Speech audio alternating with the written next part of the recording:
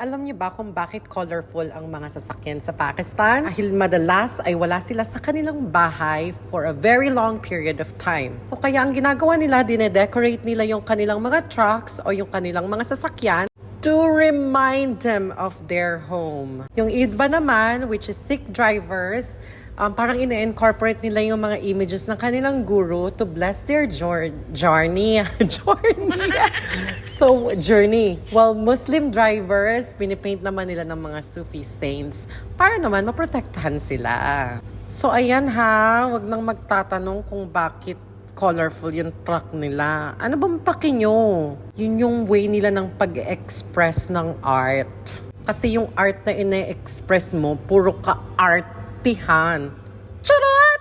So, ayan lamang for now. I hope na supportahan nyo ako sa aking Pakistan Journey vlog.